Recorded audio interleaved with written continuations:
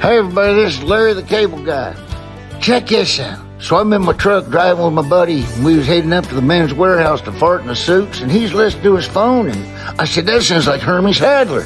He said, it is Hermie Sadler. He's got a podcast called Leaning Right and Turning Left with Sadler and the Senator. I said, Sadler and the Senator? He said, yeah, that's his good buddy, Virginia State Senator Bill Stanley. I said, well, what in the world?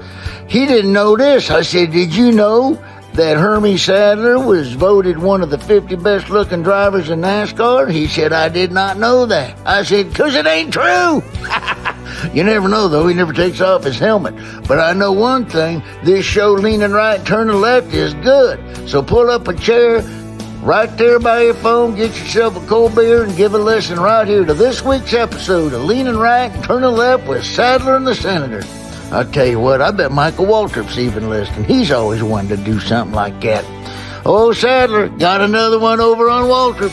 Get her done. I'm Virginia State Senator Bill Stanley, and I'm leaning right. And I'm former NASCAR driver, former Spox Forts Analyst. Spox Forts Analyst? Yeah, that too. And current 17th Senatorial District candidate for the Republican nomination for the State Senate of Virginia, Hermie Sadler. Hermie Sadler. How you doing, Hermie? Leaning right and turning left with Sadler and the Senator. Man, how you doing, bud? We're back. Yep. I'm doing great. We took a week off. I'm doing great. We've been so busy, we had to take a week off, but we're back. I was on my way back You from Portsmouth. putting a lot of work into this high-powered legal career of yours. It does pay the bills more so than this podcast does, and really more so than the pay in the Virginia State Senate. I don't know if you know this yet, and I've been trying not to tell you, but if you're elected to the Virginia State Senate, you get paid a whopping $18,000. So don't spend it in one place, but you probably could. Doesn't matter to a hill of beans now, but which, if I happen to get elected to the State Senate of Virginia, I will be donating that money to a worthwhile cause. Look at you. That I've got in mind already. Now you're showing me up. No, I'm not trying to. I haven't donated mine. Not trying to. I've been putting mine in retirement. Good for you. Yeah. Just kind of putting it away. Nothing wrong either way, but I've got to talk to my wife about this the night that I announced. Because she had the same question. The people that don't know any better think that legislators just make money, like they do in Washington, D.C. Yeah, a huge salary. Yes. And there are other, it's my understanding, monies that you receive to help with staffing and things of that nature. But the actual pay, the $18,000 that you're referencing, we could find a nice use for that here in my part of Virginia. So that's really nice of you. Yeah. And your staff usually gets paid enormously better than you do. Yeah. And the staff works, every day, and so do you. But I don't think there's been a pay raise in the Senate or the House in probably 20, 30, 40 years. Yeah. And I think it's like one of those rocks that's too hot to touch. And so if we voted ourselves a pay raise, our opponents would come after us for it. I'll say this, of all the people that I know in and around the General Assembly, whether they be senators like yourself or Senator McDougal and others that I'm closer with than others, people in the House of Representatives, even people that work at the Capitol, clerks and otherwise, I don't know a single one of them that does that work for the money.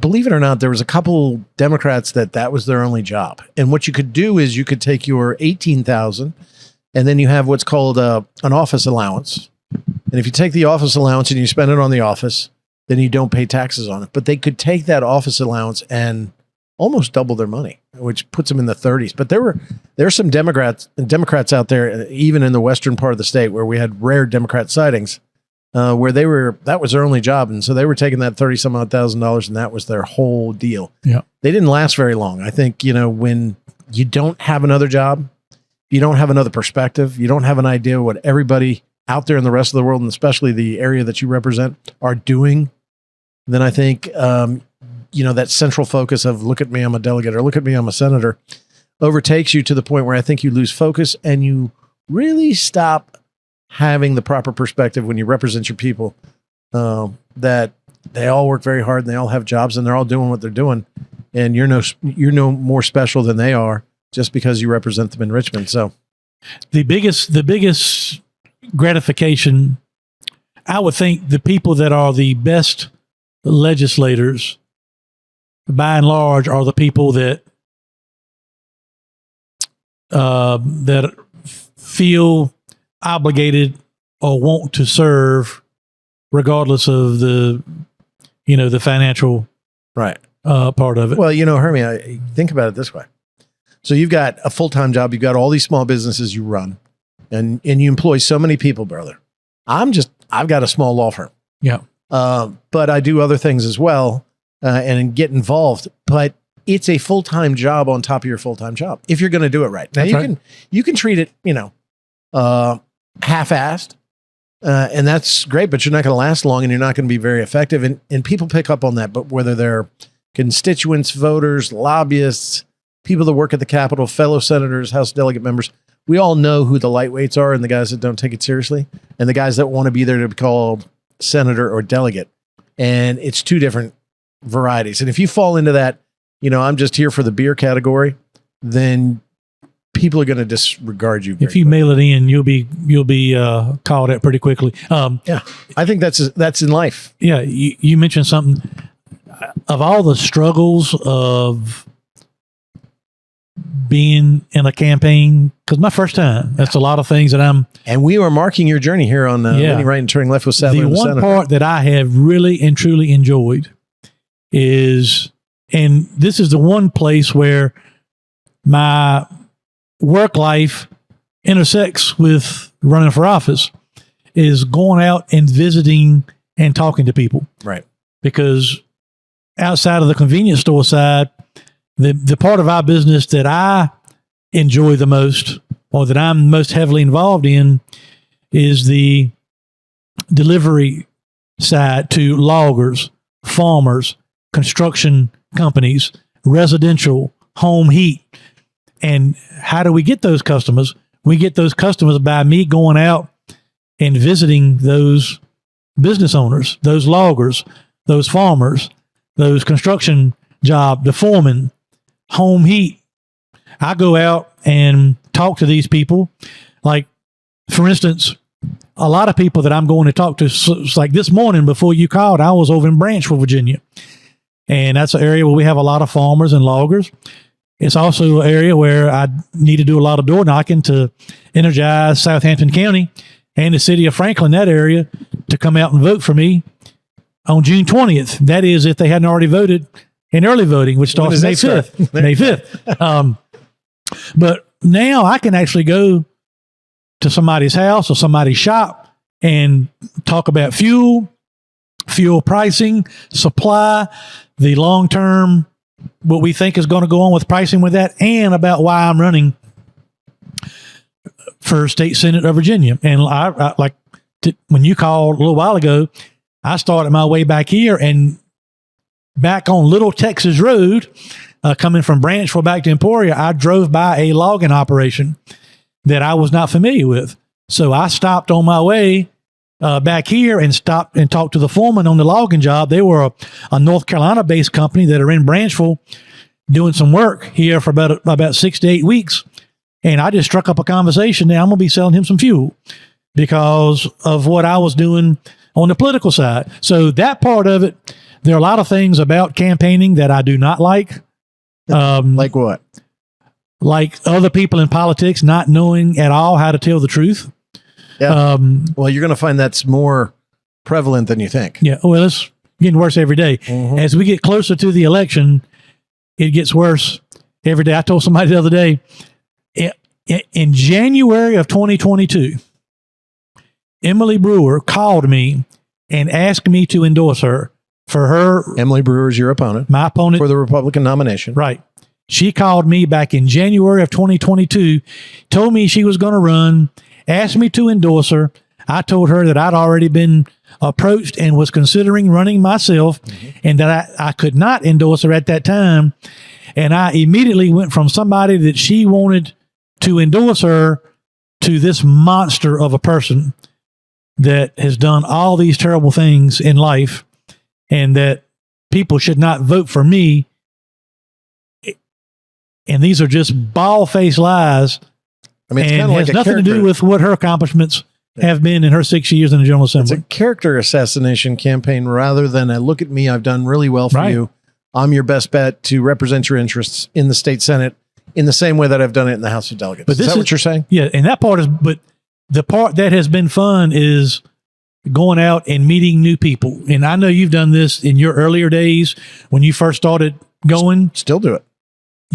When you sit down in somebody's living room and they look at you as somebody that, hey, I can trust this person to take the message of what my family needs and take it to Richmond, and I can trust him to put my needs and what we need first, and he may be the voice that I don't have in Richmond. That is a powerful thing, and I'm getting that a lot. And not only because you're doing a lot of the door knocking all yourself, and you're meeting them. There's no other way to do it, Bill. And really, that's exactly true. Really. And sometimes it's challenging in the rural areas. Yeah, sure, because you can't knock as many doors as you can in a neighborhood full of houses.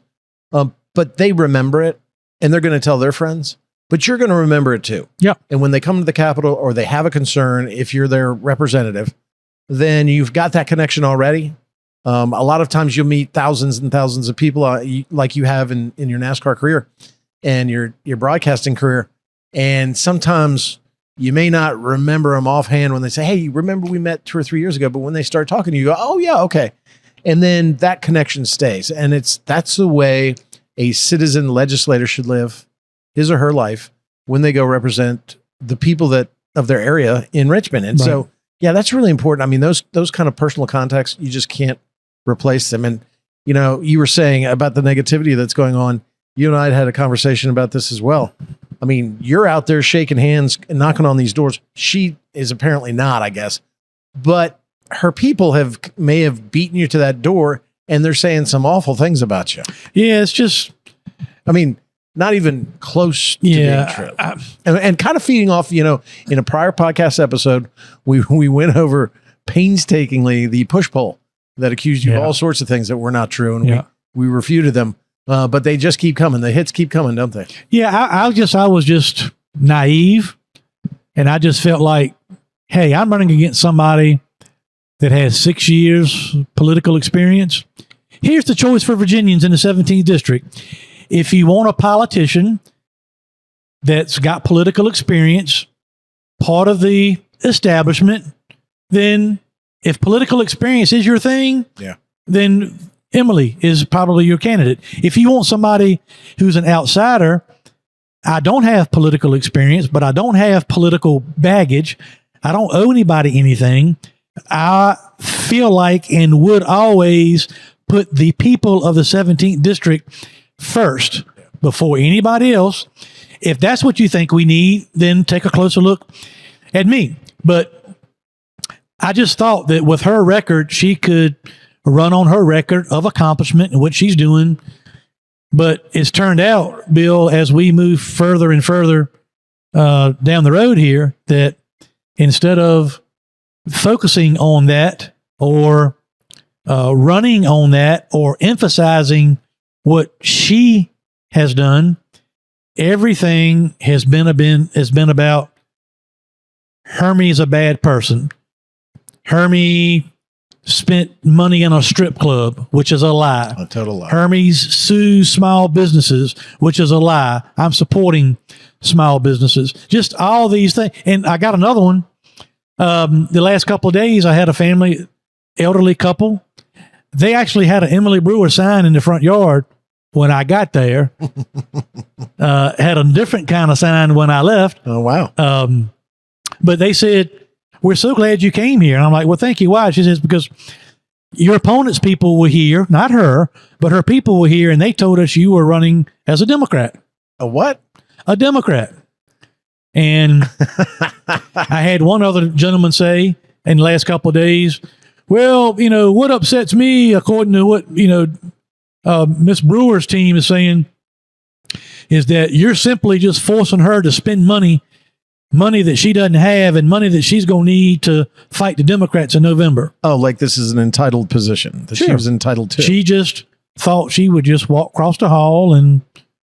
Well, that's not how politics works. Even I didn't think it did. Within our own party, it doesn't work that way. I mean, there's no such thing as anointed and appointed except in communist countries. We have free and fair elections. Well, mostly fair. And that's where we determine who our representative will be and who will go up against the Democrats. So now you're a Democrat and now you're in her way. Is that right? Now, here's one I heard. I heard that she's been telling people, just like that push poll, that you were suing Governor Youngkin to stop his agenda. I've heard that outside the push poll that they were reading to people online, or they were reading people when they would call them up. Yeah. Have you heard that too? Yeah, it's which is blatant, is poppycock, by the way. Blatant lie. Yeah, because nobody knows this better than you. Not only are you a sitting state senator that is on the inside knowing what all these bills are and all the daily traffic of all that, but you're also my attorney. Yes. You are a sitting state senator, Republican, representing Franklin County, but you're also my attorney representing me. You and I filed a lawsuit against Democratic Governor Ralph Northam and Democratic Attorney General Mark Herring. We did. Over the signing of SB 971. SB 971, and you can explain this better than I can, was signed under pressure from the casinos as they came into Virginia. They wanted a monopoly on the gaming industry. And to get that would mean they would have to ban or shut down or take away revenue streams and opportunities and the constitutional rights of Virginia-based small businesses to benefit the casinos. Yeah. You and I decided that, you know what? Take skill games and put them aside for a moment. More importantly than that, this is an attack on the constitutional rights of small businesses. This is a attack against the free market system that all businesses should have equal opportunity to succeed. Yep. It's an attack on the free market system, meaning I never think the government should be telling me, you, or anybody else where they're supposed to go spend their money on their free time. And this SB 971 did all of that. You and I filed a lawsuit. And by the way, and I told this couple the other day when they mentioned about, well, they tell us you're suing Governor Youngkin and trying to hurt him from getting his agenda passed. I said a couple things. Wait, is his agenda hurting small business? Is that what he wants to do? No, it's not. Glenn Youngkin is very, very pro small business and very, very pro level playing field. Exactly. He has told you and I and our team that multiple occasions. That's right. No, he's for skill games. He wants a solution that brings that level playing field. He's told everybody that. He urged the caucus in the House to go in that direction. We've talked about the people before. You've got a couple people out there that don't want to see that happen. Maybe have made their decision that casinos are better than small businesses in Virginia in engaging in the gaming industry. And, now you're holding up his agenda, which is ridiculous. But see, what they're doing is they're targeting low information. And what they're really doing is insulting the voter. That we can just do a bumper sticker phrase, catch you on that, and you're going to totally believe us. We move along and see we've salted that field, and now Hermie will never get a vote here at this house. Ha, ha, ha. And they walk on to the next one. Yeah. And the lies get bigger. They get bolder. They get more stupid. And what you're finding out is either the candidate or the candidate's people that candidate hires are lying to the voter. They are. And if they're lying during a campaign, what are they going to do if they're elected? They're going to keep lying because you know what? It's what got them there. And that's really the disgusting part. And I know, we never did this lawsuit for politics. Never. We did this for small business. We got angry. We said, man, we'll just do it ourselves. We're not going to stand for this. It was two friends saying, I'm a lawyer and you're a businessman and you have standing and you have an injury. Let's go fight this for the little guy. And that's how we started. No fanfare, no nothing. We went out on a very hot day, filed that lawsuit, and we pressed and we won. And we won more than once, 3 times already. And that case is still pending. But you never did that with any political ambition. We did that because we wanted this issue resolved, and we knew it would be resolved in in the right way and constitutional way, which was against what those people in the House of Delegates, some people in the Appropriations Committee, some people in the Senate Finance Committee were kowtowing to casinos, and it wasn't fair. It was leaving out small business. So what my opponent's team, and you said a good word, insulting the voters by lying to them, telling them that Hermie is a Democrat. Insulting their intelligence, even. Hermie is a Democrat, and he is suing Glenn Youngkin as the governor of the Commonwealth of Virginia to try to prevent him from getting his agenda passed. And the truth of the matter is, it's exactly the opposite. Correct. We sued Ralph Northam, a Democratic governor. And you know what? When I tell people this, they look at me like, what? Not a lobbyist, not a legislator, not an opinionist.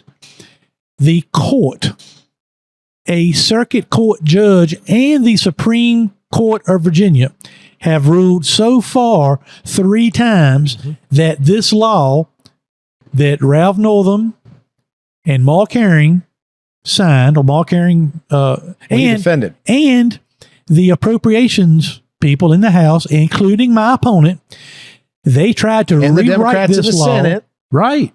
And the Democrats in the Senate, they rewrite this law and stuck it in through the state budget to try to get it to pass to appease their out-of-state special interest and their campaign donators.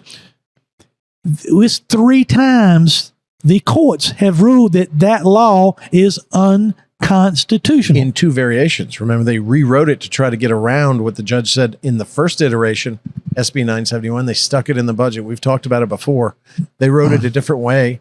I called it word spaghetti, and the judge looked at it again.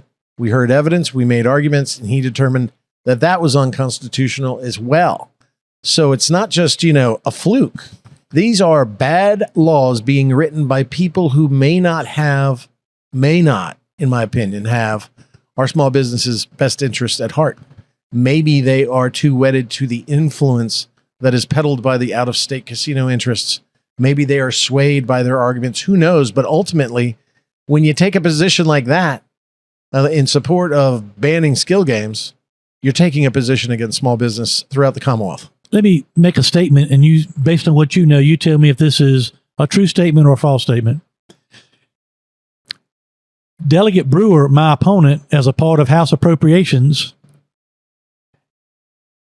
that group has gone along with or passed or tried to push through an unconstitutional piece of legislation that would benefit out-of-state special interest and hurt Virginia-based small business. In the budget, true. Okay. True. And did it ham-handedly, where they waited to the last minute, where the rest of the House of Delegates and senators did not have time to consider the budget amendment specifically. We were told 48 hours before the budget came out, come on up to Richmond and we're going to vote on it. They couldn't pull it out. It was voting either up or down on that budget. And a lot of that budget, there were some good things about raises for teachers, raises for police officers, other spending priorities that localities had to have. So many of the senators and House of Delegate members that I talked to were furious because what they were doing in voting for the budget was also voting for yet another unconstitutional change to the criminal code of the Commonwealth of Virginia. They didn't like how it was handled. It's not democratic. It's not transparent. It doesn't allow the public to get involved, so that you have to then say, well, what's the motivation? Well, the motivation is not to cure a problem in a court case, because, they say they stay away from court cases. Their problem was, man, we screwed up the first time. Let's try to sneak this in under the cover of darkness, and we won't screw up the second time. And we're playing to our paymasters here in making sure that they're the only game in town, that they have a monopoly. And to me, it is the worst thing about not just politics, but elected officials picking winners and losers. We've said that before. So these couple little things that we've talked about encompass really what motivated me to run in the first place. Right. Because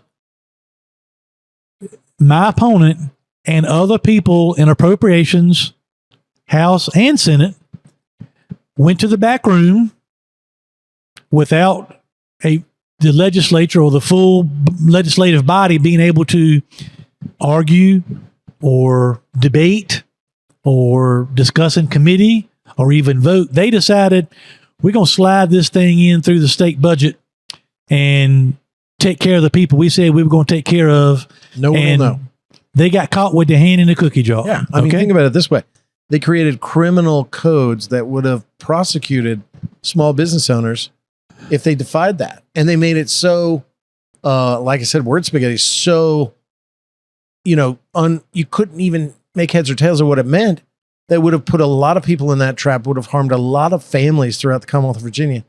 And just seemed like if they really believed that they should just let the court system work itself out, then what were they doing meddling? All right, but listen, it had to be for a reason. So looking at it from the outside looking in, like I've been before I got involved in, the lawsuit going on almost 3 years now. Yeah, man. Hard to believe. But also, so what I think is the most frustrating part is this deal with the skill game part. A small group of people decided with power that they were going to make the decision for everybody. And unfortunately, you and I and some others didn't go along with it. No. I go back. So fast forward. And by the way, Hermie, that made you a threat. Sure. You were no longer smiling Hermie Sadler on the billboards going down 58. I'm all kinds of names now. And you were Virginia's favorite son for that. But when you called people out and when you fought against the establishment, when you fought against big business in favor of small business, you became an enemy to them. Fast forward to now. I formally announced back in November that I'm running for this Republican nomination. Mm-hmm. Through this whole process, call it what you want to. But so we talked about appropriations, getting in together in the back room and calling a play that they're going to run for everybody. And everybody's just supposed to go along with it because we've got to take care of these out-of-state special interests because they're powerful and they're rich and they're strong and they know what's better for Virginia than we do. And they're more important than the Virginia-based small businesses. So that's what they tried to do. Fast forward to now. Call it what you want to, but my opponent and the 2nd Congressional District and members of the Republican Party went back to the back room again for this nomination process and said, we're going to have a little convention. Doesn't matter what State Board of Elections has certified. We'll make the rules. We'll invite only certain people. Yeah, we're going to have a little convention over in the eastern part of the state. Right, it'd be cool. And we're going to put a gentleman in there that, let's not everybody knows this, but donated to Emily Brewer's campaign. And so he can be in charge of the mass meetings and control of the, control of the convention, who votes and how many and all that. And so that's at least twice on different things that the powerful people try to steamroll who is supposed to be in charge and have a voice in all of this stuff, which is all the people, all the voters, all the constituents. And, so now I'm going to knock on doors and they're, oh, you're a Democrat and you're suing Glenn Youngkin. I mean, these people cannot tell the truth for nothing. And they have no shame because it's all about power, Hermie. Nothing. See, you pose a threat. I don't put up with, this establishment crap. I never have. I've been there 13 sessions and I don't put up with it. That's why I get left out of a lot of meetings. But I don't care. I'm still a leader in the caucus. I still am putting down and writing down impactful pieces of legislation that have changed the lives of Virginians, and it should. That's what you're there for. We've had a lot of great successes. We've fought a lot of battles, and I'm the first one that will stand up alongside just a few people in the Senate, like Mark Obenshain, Ryan McDougal, myself, Richard Stewart, senators, and Dr. Donovan. She'll stand up. But other than that, everybody just sits there mostly. And we will point our fingers at the Democrats and the liberals from Northern Virginia, and we will fight them and not accept what they want to do to us. Too often, there are people that sit in those chairs, never give it up, never fight. They might vote the right way, but they're not out there fighting. And so when they see if you are willing to fight for this lawsuit and fight for small business, you're not going to be a go along, get along kind of guy. You're going to be one of those that's going to stand up and say, I'm going to call right when I see right, and I'm going to call out wrong when I see wrong. And that's what worries them about you, man. You don't play along with the establishment because you've sued, Governor Northam. What else are you going to do? I don't play along with them because I've sued Governor Northam twice. I've sued him during the pandemic. I am not beholden to the job to think I have to play along with these people so they get what they want. And occasionally they turn and say, here's some crumbs for the people you serve. That's what's wrong with government. So people like you getting in there, even fighting, win or lose, that makes me have more faith in society and where we're going as a government, as a people, because at least there are people now that are showing the courage to step forward and saying, look, I'm not going to put up with this hamster wheel of the way it's running right now. I'm going to make a difference. You're one of those. There's a bunch of them that are running this year. I'm really kind of excited about on the Republican side, a bunch of Republicans in the House and Senate who are like that. And you know what? If you get too big a crowd of them, then those in the positions of power, remember we talk about the pyramid of politics and the pyramid of government, those in the position of power are at the tip. So it's a very small space with very few people. Then the foundation underneath them is rocky, it is unstable, and they may fall. And they don't want that. They have worked hard for their position in the nest. And so if someone poses a threat to that, then guess what? They're gonna call you everything but a human being. You know, because they want that power. They want that election. It doesn't matter what the people want because it's what I want, and what I want, I'm going to get. I have different life experiences, look at things a different way, whatever the case, whatever you want to call it. But I tell people when I knock doors and when I talk to them on the phone or whatever, I say, listen, I know that it's important before you vote that you know where the candidates stand on the important issues, like Second Amendment, like indoctrination of our kids, like support for law enforcement. Like trans rights over everybody else. Trans rights, right. I know it's important that you know where the candidates stand on those particular issues. But for me, it goes one step further than that. For me, it boils down to, where's your heart at? Right.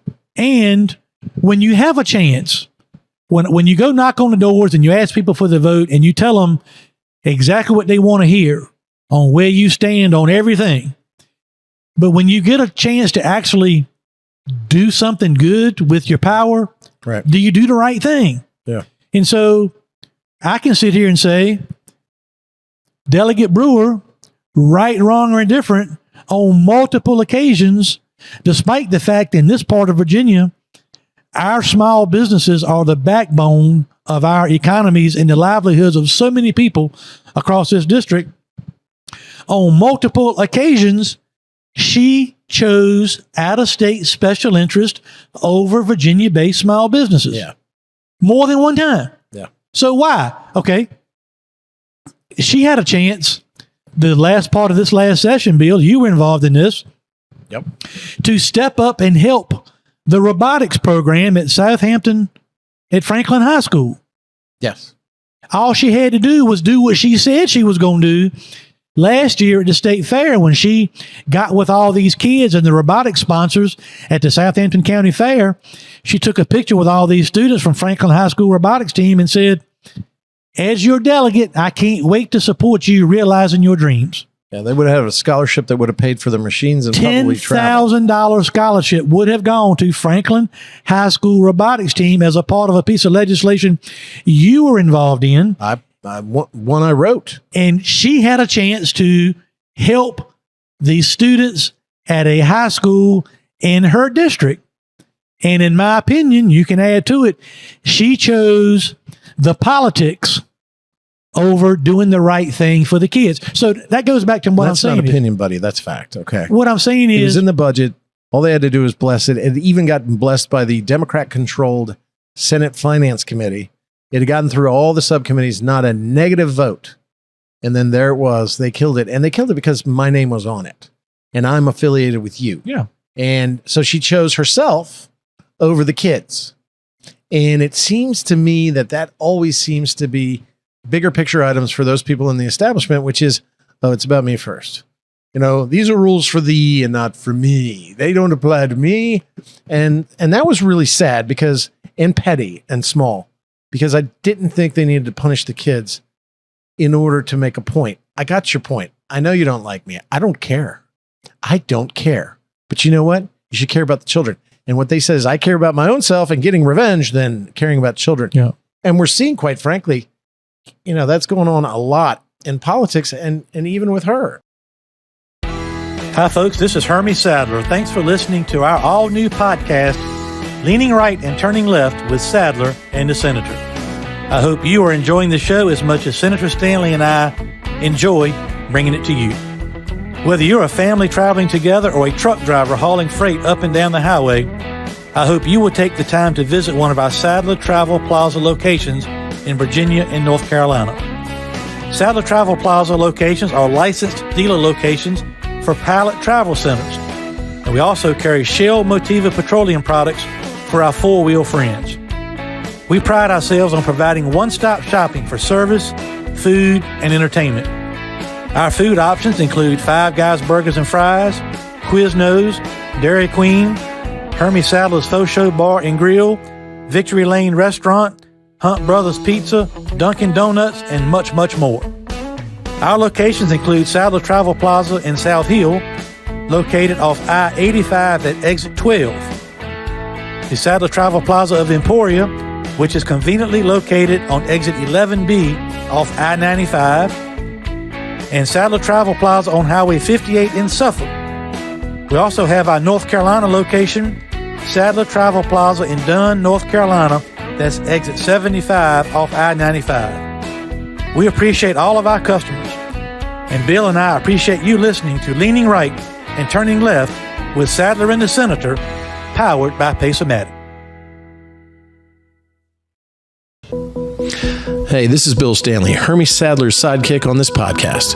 When I'm not in Richmond at the Capitol or doing this podcast, my real job for the past 27 years is as a trial attorney with the Stanley Law Group. Here at the Stanley Law Group, we represent our clients in every courthouse in the Commonwealth.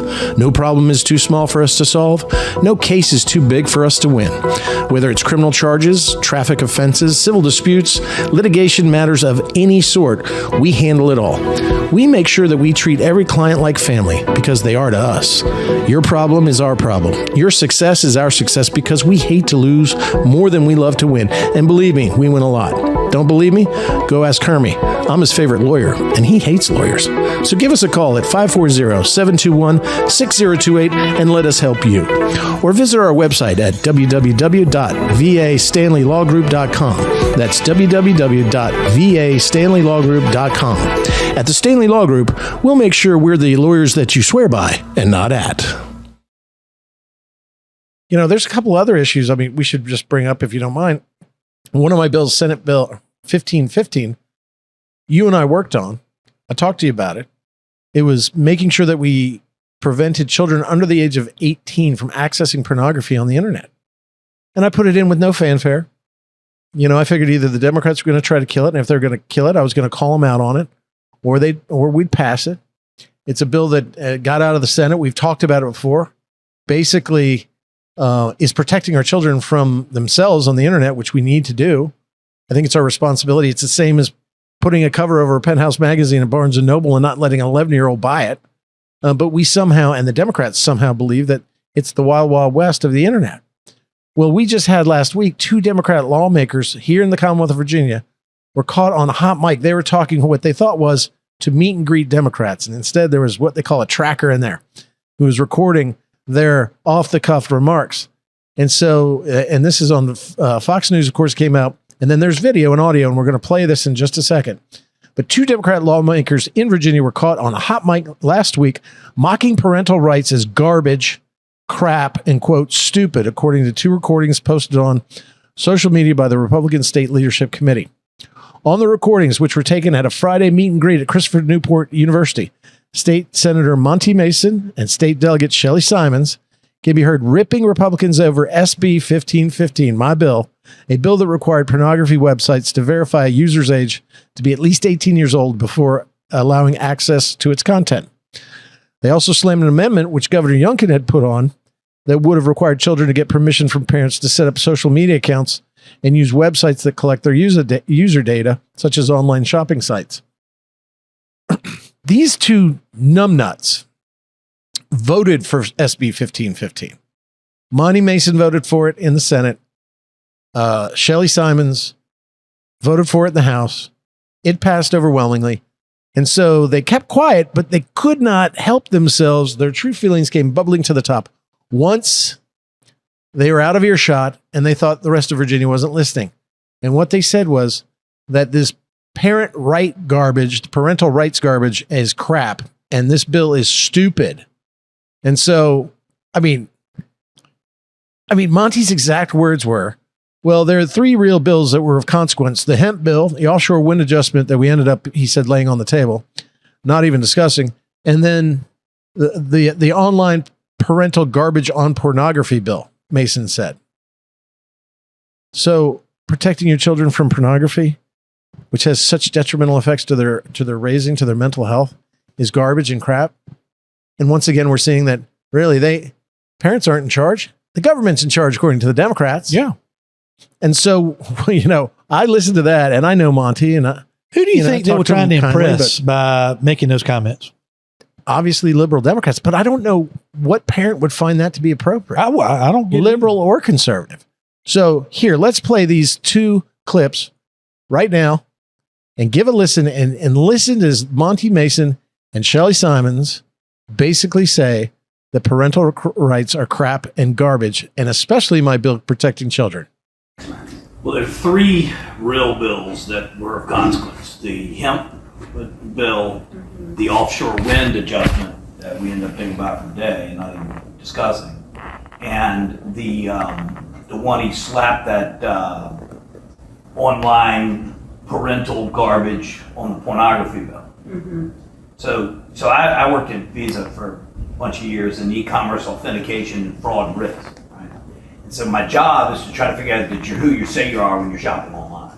And Monty Mason, weird name, right? That's easy. Well, there's a Monty Mason painter in the town I live in. And my name is really Taylor Montgomery Mason. So my credit card says Taylor M. Mason. So it ain't so easy, right? Well, Youngkin had a bill that said that you need, if you're under 18, you need to have parental consent to engage in websites or shop online. Well, there's no mechanism. I mean, y'all bought online, a bunch of stuff online, right? Yeah. You ever seen a mechanism to ask how old you are? No. Sometimes like a little check. Like a check in the box. I've never seen. And in fact, the product I sold trying to authenticate you was an extra step in the shopping process, and merchants hate it. Because the whole concept is to get you through the shopping cart seamlessly, efficiently, and you get by, right? Yeah. So there's no extra step to confirm you're over 18, and if you aren't, the bill says you have to have parental consent. Well, what do you send in a letter? I mean, it's just stupid. I mean, unbelievable. I mean, unbelievable. Can you believe it? I mean, those of us that are fortunate enough to have kids, you would think would be applauding actions by, in this case, you as a state legislator trying to give parents a little more peace of mind when their kids are on the computer, on their phones, other places, because it's 2023. I get it. Well, I gotta guess that Monty Mason probably hides his pornography DVDs from his kids so they can't find them in his room. But that's just. I mean, but he doesn't think we as a society should. Has he ever told you? Has he ever talked to you in person about this legislation? No. He's very mocking, kind of sarcastic. Hopefully, if you're elected, you'll find that out, or he doesn't get reelected after stupidity like this. And he's kind of like, I don't know. He's like Monty Hall, more game show host, very intelligent, but more game show host than he is maybe a deep thinker. And so I think he had to vote for it, obviously, because he would have been embarrassed voting against keeping pornography from young men and women so that they can be raised right and not have these influences affecting them with, body shaming issues, mental health issues. 1 in 10 of children under the age of 10 have accessed pornography on the internet. I mean, it's a real epidemic. But he just doesn't see that because, kids should be free. They should be free of their parents. They should be free of almost any influences other than parents the government. Should be on strictly a need to know basis. And this kind of reminds me of, I have the honor and privilege of representing the Smith family. up in Loudoun County. Their daughter was brutally attacked in a bathroom at a public school because Loudoun County Public Schools were trying to push a narrative and a policy, a political policy of what they would call inclusiveness, which allowed boys who identified as girls to go into women's bathrooms at the schools. That day, the attacker was wearing a dress. He was fluid in his gender, according to him. So some days he felt like a guy and some days he felt like a girl. Went in there, brutally attacked her. He could walk into that bathroom because he was wearing a skirt. You know, these are important issues that this is what started the parental uprising and saying, we want our children back. We are going to dictate how we raise those children. And these trans policies are really dangerous. And especially when you are more worried about political correctness than the safety and security of your own students as a governing body, as counties are, that run these public schools. Why should any entity think that they have more knowledge or right to control the lives of somebody's kids than the parents? Because as government grows, it's the most powerful thing on the universe and on the planet. That's what it wants to be. And the parent stands in the way between the government and the government's indoctrination because it wants a compliant body that it governs and lords over. So if they can indoctrinate the children and get them thinking all uniformly in one way, then they're easier to control when they get older and they don't pose a threat to the government. The government wants compliance. And it's the same way when they take away your freedom and power and they say, here's some security in exchange. The government wants that because the government wants to be all powerful over the people. So it doesn't have an uprising or anyone challenges what the government does. We all just go along like lemmings. And that's what we have. But you know, we've had that actual issue pop up in your campaign, haven't you? we I know you didn't anticipate talking about this, but you know, I was just thinking about this. Your opponent has quite a different view and than what I have in terms of, look, I think transing the kids, sexualizing the kids, grooming the children is absolutely one of the worst things that adults can ever do. And we're seeing this now with some states passing laws that don't allow children to have that transgender surgery until after the age of 18, after they're adults. Yeah. That you don't have these parents transing the kids like von Munchausen syndrome, and that we actually protect our children from all of this, bathrooms and all those things. In fact, in North Carolina, you remember HB2, right? HB2, yeah. HB2, which was a law that said biological men use the men's room, biological females use the ladies' room. Mm-hmm. And you can sit there and say, hey, look at me, I'm a chick, and you can't use the ladies' bathroom if you're a dude. If you got the outdoor plumbing, you go to the men's room. I don't care what kind of skirt you're wearing or what kind of... Should be simple enough. Well, you would think. You know, and we see it in sports too, Hermie. And, you know, you were big into athletics. You've got your daughters that were big into athletics. You see all these trans men, or trans women, I'm sorry, dudes that now say that they're women competing in women's sports and demanding it. Yeah. How many women that are now trans men are competing in men's sports? It seems like these trans women, I can't even get it straight. These dudes with skirts are mocking women. Yeah. Are actually taking away some of their rights and the freedoms that they fought for, and really ruining Title IX, which always is a federal law, protects women in sports and the equality of women in sports.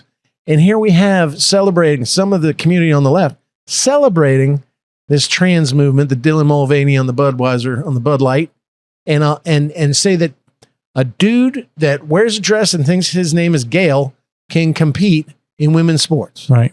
I mean, what's your thought on that? I just don't even understand why we have to be having these conversations, fundamentally speaking. You know, I don't really care what people do with their lives. When it becomes a problem for me is when what they decide to do with their lives affects other people's lives. Right. So when you've got, to use your term, a dude with a skirt that decides he's going to compete in women's sports, that's when he's affecting or other people's kids and livelihoods and things of that nature. Yeah. So like Leah Thomas, the trans swimmer. Yeah. You cannot. I mean, he was like 500, ranked 500th in swimming as a man. Yeah. When he crosses over, he's a chick with a stick. He starts swimming. He, what is NCAA champion and woman of the year, according to ESPN or Sports Illustrated. But you get what I'm saying? What the hell? It's like, do what you want, but you cannot infringe on other people. That's right. You want to wear a dress, wear a dress. But that doesn't make you a woman for purposes of competing in sports or allowing you into a woman's bathroom or a woman's locker room. I don't think so. But you know what?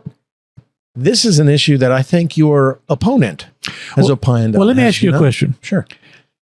If you were to hear Delegate Brewer now running for the Republican nomination for the Senate District 17 in Virginia, if she were to be asked her opinion on this issue, what do you think she would say? Well, if she's a good rock-ribbed Republican, tested conservative, I think. Battle-tested. The only battle-tested. And she is absolutely for HB2, which is keeping women in women's bathrooms and men in men's bathrooms. She's absolutely against transsexuals, trans men competing in women's sports. She would be for protecting our children in the bathrooms to make sure that something that's so awful happened to my client's daughter would never happen to anybody else's daughter ever again in the future. I would have to say that would be her stance. Am I right? Would you like to hear a clip of Delegate Brewer speaking recently on her podcast? So you're saying perhaps I'm on not this right. issue. Okay. Would you like to hear this? Absolutely. This is Emily Brewer on her podcast that we've clipped off, and we'll be playing this feature on other social media platforms, but you'll get a first listen to it right here. This is Emily Brewer. I just wrote something on a blog post about this the other day about the whole bathroom issue, this HB2 nonsense. And so, like, I just feel like, and I'm going to be very basic on this, is the bill is just ridiculous. First of all, by the time that someone is getting to a bathroom change, changing bathrooms, at that point, you're probably not going to know the difference anyway, so it's a moot point. I think that common sense still rules the day, so the fact that we actually have to legislate bathroom choice is absolutely... What? There's your battle-tested conservative. Okay, so you got to uncheck the box where I said she would be trying to protect the family of the daughter who got brutally attacked by a dude wearing a skirt. I guess you're supposed to just turn your head because if you're bathroom changing, as she said, you wouldn't know anyway. You wouldn't know by the time they got to the stall, what difference would it make? I mean, that's unbelievable. This is your battle-tested conservative that is asking the people to give her a promotion from the House to the Senate. I mean, look, as a father, I believe if any of that is allowed, my son or my daughter's at risk. I mean, I'm sorry. I mean, common sense, my butt. Don't tell me it doesn't happen. We've seen it happen. And we're blurring the line between men and women to the point that we're degrading women. I mean, there's this Dylan Mulvaney dude. I mean, he is now a woman, according to him. He's getting all of these advertisements, Bud Light, Maybelline, whatever it is. And if you see him, have you seen him? Have you seen him? He's prancing around like a 13-year-old girl. I mean, mocking almost what a woman is and what women stand for. It, to me, and I know my wife, Laura, thinks the same way, it shows such a lack of respect and such disdain for the feminine form that, you know, he's basically, as I guess he's like 30 years old, he's basically acting like he's a 13-year-old girl at a slumber party. Over and over and over, what you're seeing is this grooming of children through stuff like this, whether it's drag shows for kids in elementary school. Have you not seen a lot of these news reports where you're seeing teacher after teacher is having sex with their students and their underage students? I mean, that's more prevalent than we went to school. We never heard of that crap. Now you're seeing, you know, basically removing any protections of children from those adult matters. You know, they should have books in there that teach them about lesbianism when they're 3 or 4 years old or 5 years old. They should have a coloring book that teaches them about transsexuals and drag show queens. Come on. I mean, this is absolutely, in my mind, and this is my opinion, Hermie, and I'm going to say it right now, because I represent not the greatest people in society in my criminal defense practice. The next thing they're going to say is, because they've all been saying, You know, you love who you love, right? You love who you like. Can't help who you love. Well, now it's going to be saying pedophilia is not pedophilia. You love who you love. And if I love a 4-year-old girl and I defile her, well, that's not a crime because I love who I love. That is ridiculous. And that's where I see ourselves going. And you want to talk about a total breakdown of society at that point in time? Because when you break down the parent and you break down the rules and you break down the gender identities, the difference between a man and a woman, and celebrate those differences, then you're really trying to undermine society. And I want to make sure I'm clear. I personally do not care what Emily Brewer thinks about anything. It's not my business. What I care about is, and you said it a little while ago, her and her team are misleading, lying, I'm saying it, not you, insulting the voters of this district because she wants them to think that she's something other than what she is actually saying that she is. Or that she would carry HB2's version in Virginia. Right. That she would stand up for parents' Right. rights. She'd stand up for women. She'd stand up for children. She'd go to protect them. And instead she's saying, I don't see what the big deal is. Yep. Some dude walks into a woman's locker room and starts taking off his pants. That used to be a felony. Now So it's now- just, an So now influencer you from see why Google. they keep saying Hermie's suing Glenn Youngkin. Hermie went to a strip club. Hermie's suing all these small business people. Hermie this. They are deflecting attention away from really and truly, not in Hermie's words, not in Senator Stanley's words, not in anybody else's words other than her own, Shocking. how she truly feels about issues that, as I said before, I don't care what she thinks about And this these is not type of catching issues. her on a hot mic talking to meet and greet supporters. I guess she'd have to be This talking is to on Democrats. her podcast. This is a recording for the public. Right. In the same way that you and I talk, That's right. we put it out there. You got to stand So behind what your I'm words. saying is, and it's a frustrating thing with politicians, not all, but certainly it is with Delegate Brewer. She is trying now that she has an opponent in this nomination contest, and she knows that she needs to be as conservative looking as she possibly can. She's bearing these turds in the cat box real fast, isn't she? I mean, but Oh, so my. she's going to people, in a lot of cases, elderly people that I'm running into, talking to, and just telling one lie about me after the next, not only about what I believe and what I am and who I am, but my lawsuit and what I stand for and what I'm running on and all that, lying to these people when now we know why she's doing all that, because she's trying to take focus and attention away from what she is. Bill, you don't need to take sides. Not asking you to. She is telling us how she feels. Yeah. And so you should believe it the first time you hear it and not the other. And, this is a pretty good leading right moment, but it's one that makes you stop and think. Are you going to be true to your word? Or are you being true to your word? Right. Are you going to say one thing and do another? I go back to what I said a little Or while ago. at least as a voter, okay, that's where you stand. I'm going to make my choices based on that. It's like, when a cat buries a cat turd in the sandbox, it's because they don't want it to be seen. But the turd's still there. And this turd right here that I just heard is still there. And it's pretty shocking and disappointing.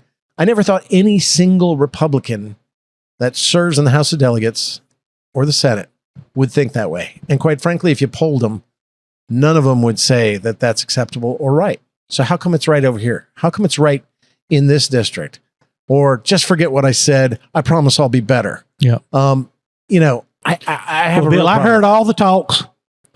I heard all the talks from a lot of people that I have a great deal of respect for that are in politics, conservatives in the Republican Party. And they said, Hermie, let's make sure that this primary process is a positive intra-squad scrimmage between you and Delegate Brewer so that the best person can move forward to the general election with momentum to defeat the Democrats in November. And I had every intention of trying to run that way because I really, truly feel like, Well, and quite frankly, you don't know any better. You know? really and truly feel like people in this part of Virginia are fed up with politics. Right. They're disenchanted with politics. They're tired of having out-of-state special interest and other things come before their own needs, Yeah. their own focus on our schools, our law enforcement, our small businesses. You know, we're always ones, especially in the Republican Hey, look, Party, can I that say say one we more do thing? things different. Yeah. And you, I think maybe not on purpose, but said it a little while ago.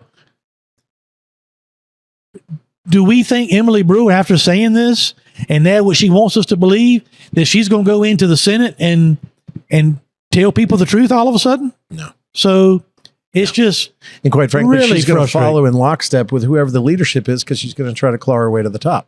I mean, that's what it says to me.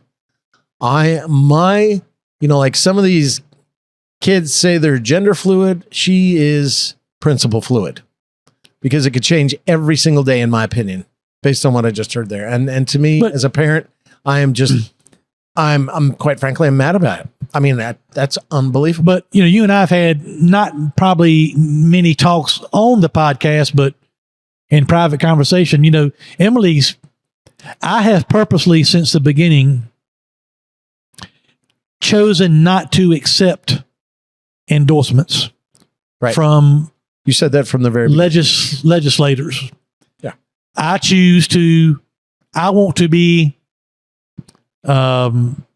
accountable to the people that are going to vote on June 20th and again in November. I've been seeing on your Facebook page where regular folk are endorsing you and they give a little blurb. They've got a Yeah. picture maybe with their spouse Yeah. and they talk about why they're voting for you or why they like you or why they trust you.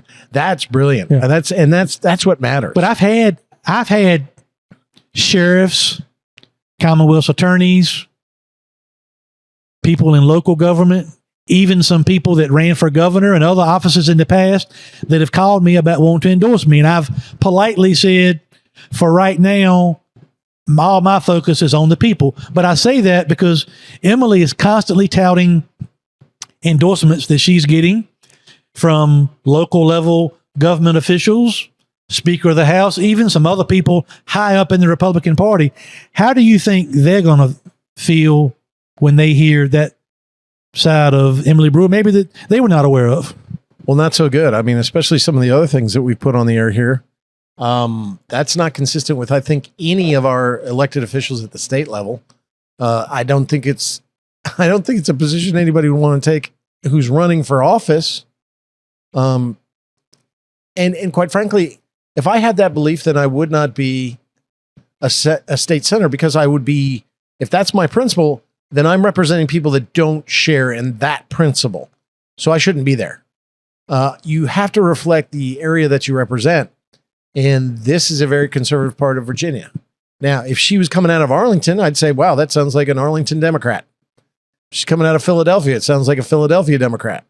But this does not sound like somebody who holds the values that we hold so dear, as dear, especially if it's politically expedient to say one thing and do another. And that's the most frustrating thing so far about this whole process is a politician trying to repackage and or represent herself to today's voters, Right.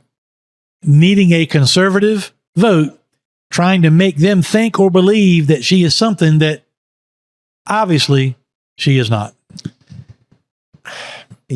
I want to, it's kind of like a dichotomy here. It's a contrast. You reaffirm my belief in politics at the grassroots level, politics that is a citizen who stands up for others, who becomes a leader, not politics from the top down. And this is politics from the top down, or I say one thing and do another, as I said earlier. It's alarming. And the question is, will the people be snookered? Will the wool be pulled over their eyes? And they'll say, she'll say, oh, don't worry about that. I was drinking. I was doing something that night. Oh, I didn't mean it. I was just talking to my liberal friends. No, man. This is a statement, an affirmative statement that she doesn't know what all the fuss is about keeping the genders separate in terms of identity, that a man is a man and a woman is a woman. And we should protect our children from that as well. I'm just disturbed, brother. Well, Wow. I just don't think that people should be. Look, I want to win this election because I think the people of the 17th Drove Senate around at District, 200 miles an hour going left, turning left. Of course you wanted to win. I think the people in this district need, want, and deserve better leadership than what we've had. That's why I'm running. I'm not running because I'm using this as a stepping stone to try to get to the next office. I'm not using this as a stepping stone to go along to get along with committee chairs and all these outside influences in government. And so really, Bill, I mean, that's really what it boils down to, that I hope people, and this is what I say when I try to simplify things, because my opponent, when they go knock on doors, are throwing so much trash at me and to the voters to try to confuse them.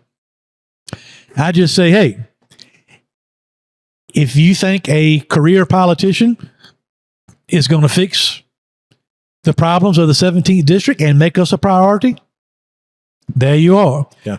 If you think it's time that somebody came in from the outside, an outsider that is going to always put the people first, because our communities in this part of Virginia, much like yours, Bill, in a lot of ways, we've just been left behind.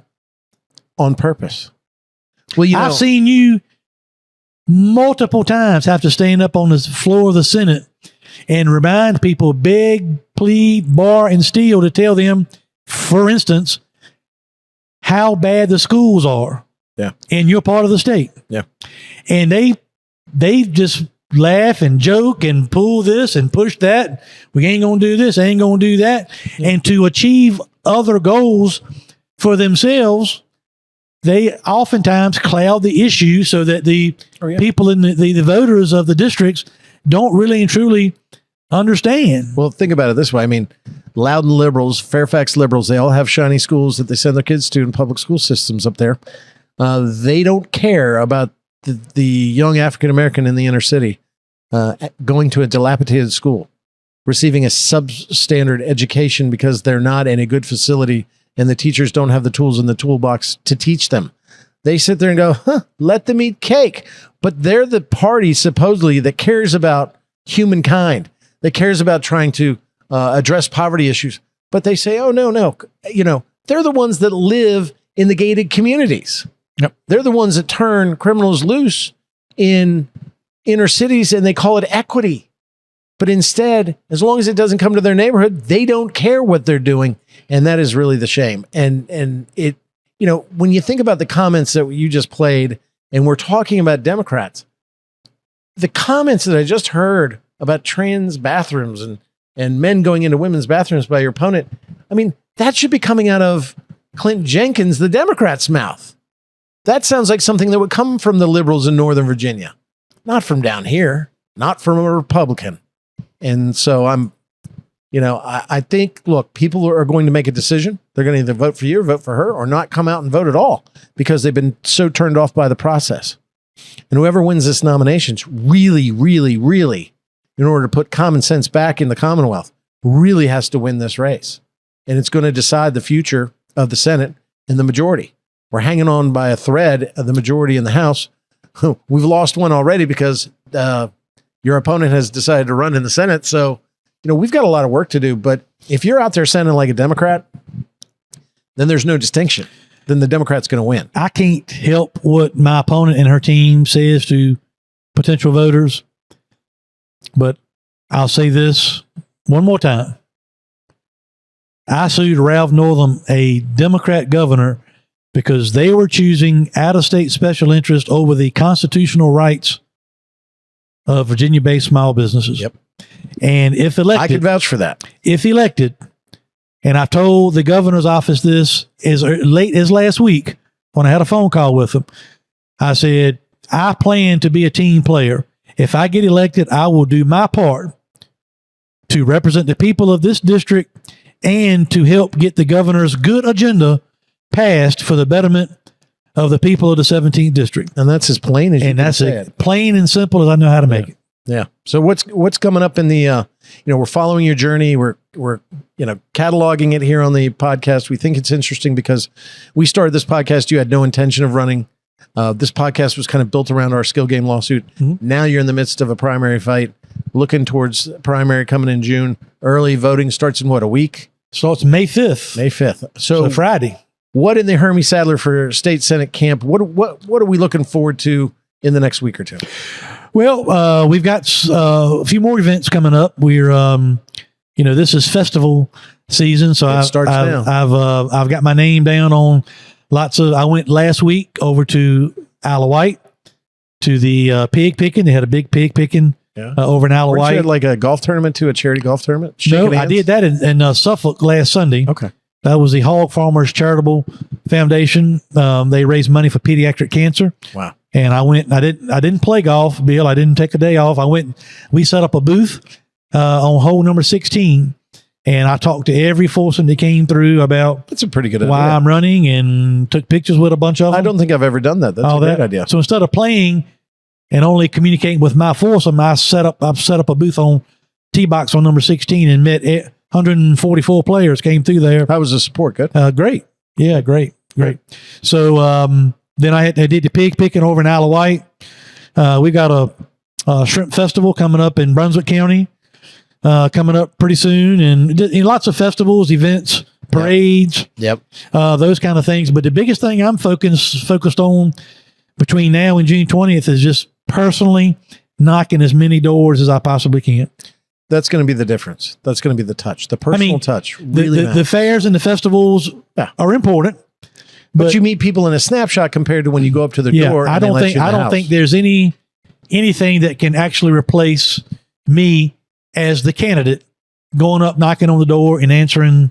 Are you voters' following up with questions. like letters and phone calls and All stuff that, with the people yeah. you meet? Yeah. That's a great idea. And listen, shoe leather. That's the grassroots way of winning a primary, a nominating contest. That's the way to win a general. And quite frankly, people, if they have questions about you, as you said even earlier, they can ask you. Yep. And you're going to tell them the truth. You're right there.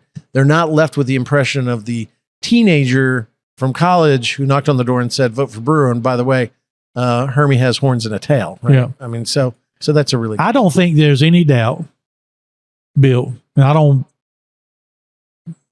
want this to sound the wrong way, but if I give the people of the 17th district a lot of credit, I think they're too smart for what's going on here. Mhm. I think if they truly learn the truth about who I am and why I'm running right. And what you stand and for. what I stand for, and if they learn the same things about my opponent, I think they'll vote for me.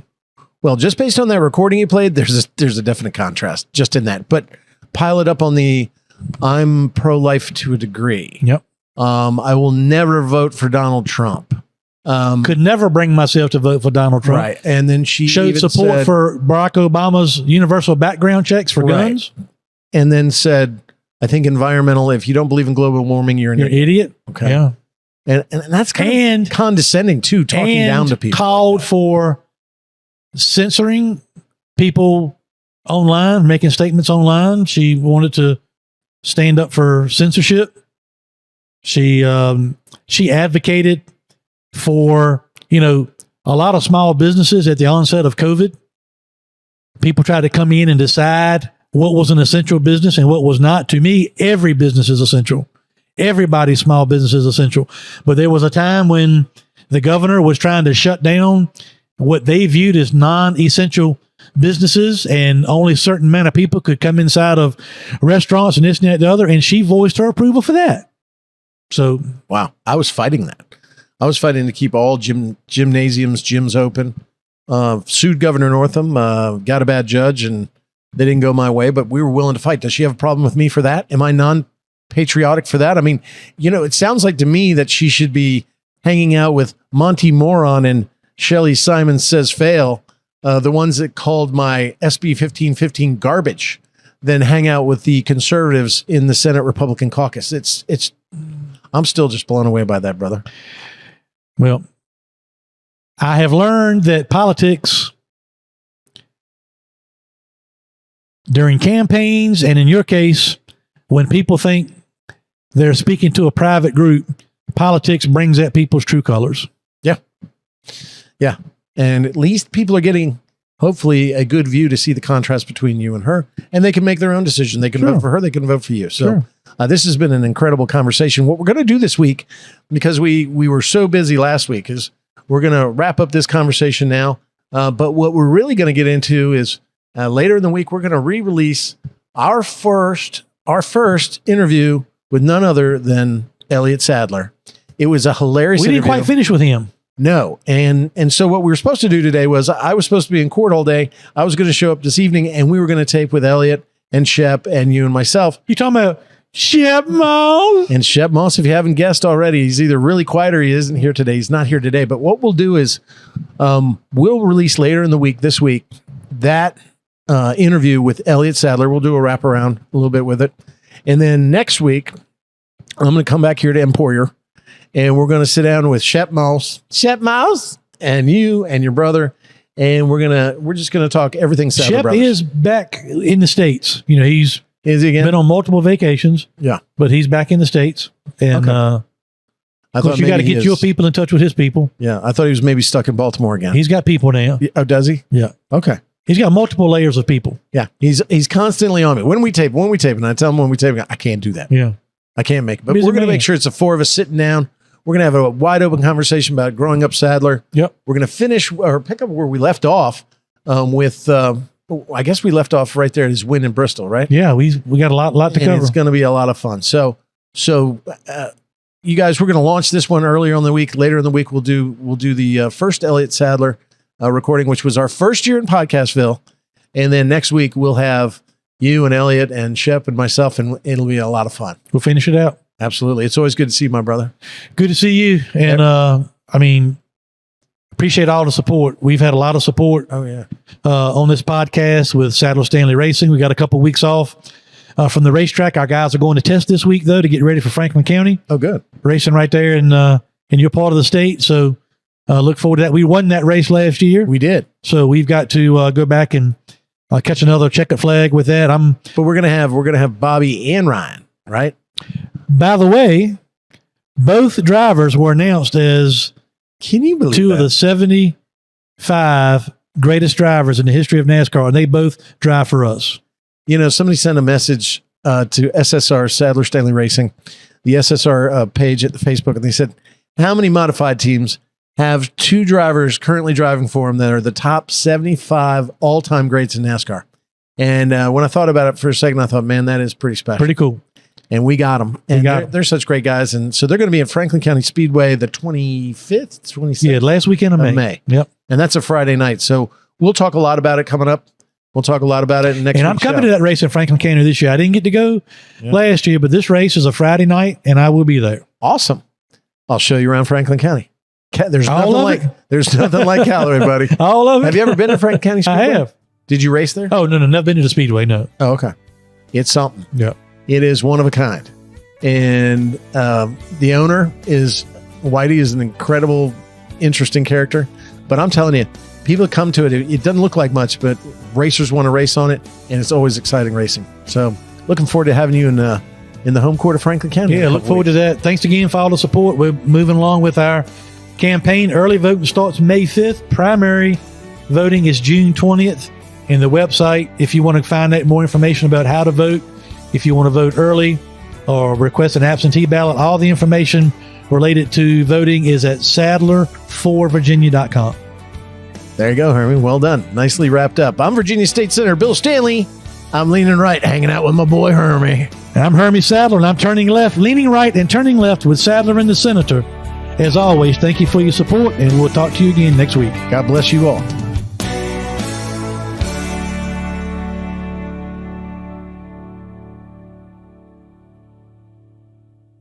NMLS number 65084, equal housing lender. Woo! Tax season is here, which means you've received or are expecting that tax refund any day now, and you're thinking about what to spend it on. How about a new home? With SaveWithConrad.com, we're helping renters become homeowners every single day, and it's more affordable than you think. You don't need perfect credit. You don't need a huge down payment. In fact, you may not need a down payment at all. At SaveWithConrad.com, we take the stress out of the home buying process. We'll determine your buying power. We'll even help you find a realtor. And unlike the banks, we don't say no. We say not yet, but here's how. So if you're not ready right now, we'll get you on a plan to be ready. Stop throwing your money away, paying someone else's mortgage with your rent, and start the path towards owning your own home today at SaveWithConrad.com.